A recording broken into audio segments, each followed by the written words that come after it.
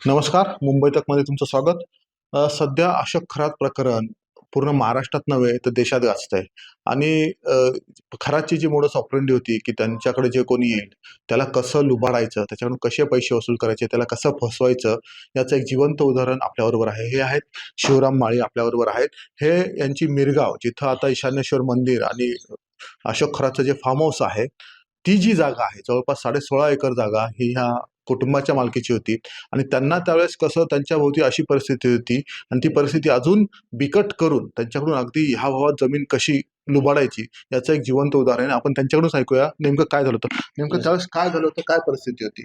काय नाही सर, आम्ही 1997 साली आमच्या इथले वडलोपारचे क्षेत्र काही कारणास्तव आमच्या फॅमिली मॅटरमुळे आम्ही ते काढून तिथं घेतलं गेलं.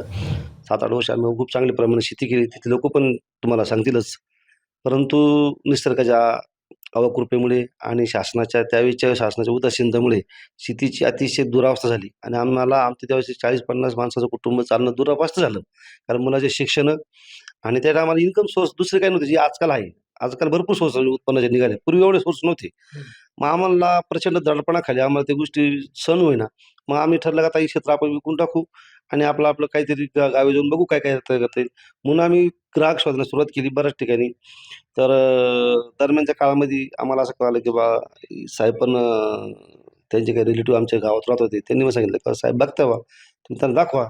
आम्हाला खूप आनंद वाटला, का एक संबंधित माणसाची आणि ओळखीची माणसं आम्हाला क्षेत्र मिळतं. शिवाय ते त्या क्षेत्रात असल्यामुळे त्या भागातले म्हणले, आपल्याला चांगल्या अमाऊंटला कोणातरी जमीन विकून देतील. मग आम्हाला खूप आशा त्यांच्याकडून निर्माण झाली. परंतु काही कालांतराने 7-8 महिने झाल्यानंतर मग नाही, जवळ मध्ये 2 एक वर्षाचा काळ गेला त्यांची भेट झाल्यानंतर. 2-3 वर्षाचा काळ गेल्यानंतर ग्राहक तर काय बोलू लागाना. मग आम्ही परत त्याच्यापर्यंत गेलो, म्हणलं, "साहेब आम्हाला हे क्षेत्र द्यायचंय, काय करायचं?" मग ते म्हणे, "बा ठीक आहे, बघू आपण विचार करू." नंतर ते म्हणे, "आता मीच घेऊन टाकतो बा." दुसऱ्या त्यावेळेस त्यावेळेस अशोक खरात काय करायचे आणि त्यांचा काही बिझनेस होता का? ते माझं तिथं मी गेलो होतो ऑफिसला ना, त्याचे ते छोट्या-छोट्या गोष्टीचं ते एक ट्रान्झॅक्शन करायचं, म्हणजे खरेदी-विक्री, मुंबईवरून वस्तू आणून विकायच्या, असं मी वाचलं होतं ते परवड. म्हटलं मग चांगलं आहे आणि याच्या क्षेत्रात ते उतरल्यामुळे आणि त्यांना थोडंसं ज्योतिषशास्त्राचं त्यात आम्हाला आम्हाला अपेक्षेप्रमाणे वर्तवून वाटायचं. म्हणून आम्ही म्हटलं, चला आम्हाला त्याच्याकडून नॉलेज बी मिळेल आणि ओळखीचा फायदा, ती चांगल्या रुपयाला क्षेत्र विकून आपल्याला आपल्या कुटुंबाचा ती बऱ्यापैकी स्टेबल गती फॅमिली, म्हणून आम्ही त्या आशेने अपेक्षेपर्यंत आम्ही पोहोचलो. परंतु सुरुवातीला त्यांनी आमची थोडीशी टिंगल-टावळी केली सुरुवातीच्या पहिल्या व्हिजिटला. आता आम्हाला वाटतं ओळखीमुळे आम्ही वयाने लहान आहे.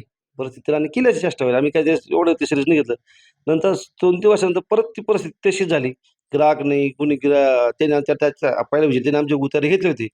मग आम्ही पाहिलं एवढे दिवस झाले, आपल्या ग्राहक काय लागू राहिले आपल्या क्षेत्राला. येतं तर कोणी पसंत करतं, कोणी पसंत नाही करत. जो पसंत करतो तो नाही म्हणून सांगतो. आम्ही म्हणलो, "अरे काय असं का होऊ राहिलं? एवढं चांगलं क्षेत्र आहे. आज ही काही कोटी रुपयाची प्रॉपर्टी ना आपल्याला, कोणी का बसं करेना?" मनात थोडं काळुंबा येत गेला. म्हटलं, पण आता अशा व्यक्तीबद्दल आपण काय शंका व्यक्त करायची? आम्ही परत त्यांच्यापर्यंत गेलो. "साहेब आता हे दुसरे कोणी गिऱ्हाईक नाही घेऊन मग काहीतरी प्रयत्न करा तुम्ही." ते म्हणे, "सध्या गिऱ्हाईक नाही, बघू," म्हणे काही. नंतर त्यानं असं ठरलं, की बाबा मीच घेतो म्हणे. "ठीक आहे," म्हणे. म्हटलं, "बरं ठीक आहे, आम्हाला काय, आम्हाला पैशाची गरज आहे." मग जो आमचा आपसातला जो व्यवहार झाला, तो व्यवहार झाला, तर त्यांनी मग त्याचे जे म्हणजे 25%च व्यवहार त्यांनी डॉक्युमेंटरी दाखवला आणि खरेदी दाखवली, तीच आम्हाला दिली. बाकीच्या विषयी ते म्हणे, "आता आपला तर तुम्ही डॉक्युमेंटरी क्लिअर कट आपला व्यवहार झालेला आहे. तुम्ही सह्या दिलेल्या आहे. आता काय संपला म्हणा आपला. बाकीचे पैसे तुमचे जे काही लोन अमाउंट आहे, ते आम्ही भरून टाकलेली. ही रक्कम तुम्हाला दिली.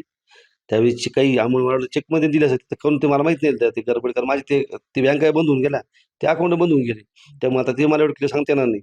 आणि पण म्हणलं, "साहेब त्याच्या अगोदर ते मला म्हणे, की बा तुला ही जमीन विकायला लागेल. 2007च्या आत तू ही जमीन काढून टाक. नाहीतर मग इथं त्या सुसाईड झालेली आहे विहिरीमध्ये. तुझ्या एखाद्या भावाची इथं काहीतरी घटना होऊ शकते." आणि ते सगळं सहन करत असताना माझ्या मुलीची पण घटना घडली.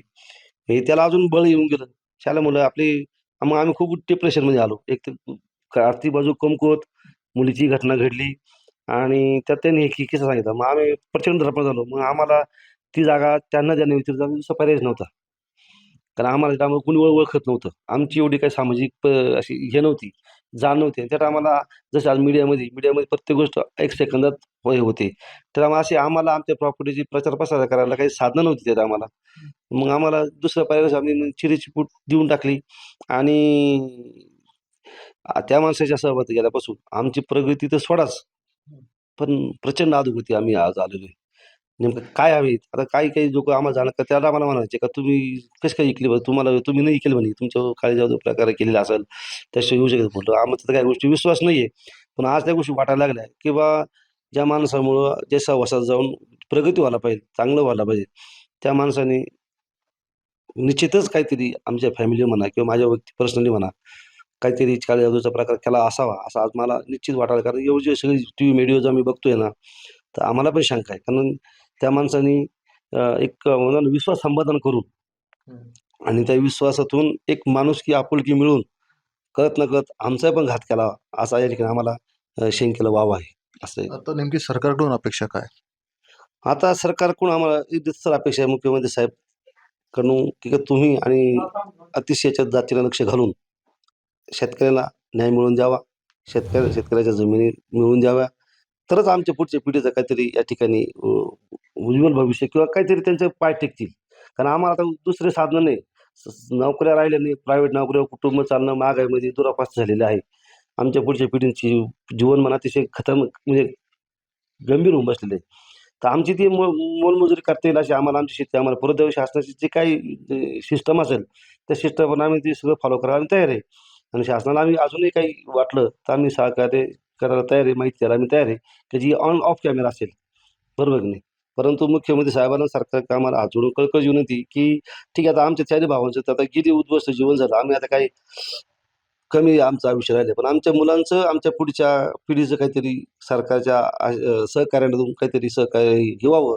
हीच आम्हाला सर अपेक्षा सरकारकडनं असं हे होतं माळी कुटुंब त्यांची एकदम भावना त्यांची परिस्थिती नाजूक असतानाच त्याचा कसा गैरफायदा घ्यायचा त्यांना कशी भीती घालायची आणि योगायोगाने काही दुर्दैवी घटना झाल्या आणि त्यामुळे त्याचा एक विश्वास बसला की ही जमीन लावणार नाही आणि अगदी 25% ही जमीन अशोक खरातनी खरेदी केली आणि बाकीच्या पैशाला त्यांनी सांगितलं की बँकांचे आम्ही भरलेत आणि तुम्हाला काही भेटणार नाही त्यामुळे ह्या ज्या कुटुंबाची एक सधन कुटुंब एक सुखी कुटुंब काय अवस्था झाली आपण हे बघू शकतो. प्रवीण ठाकरे, मुंबई तक.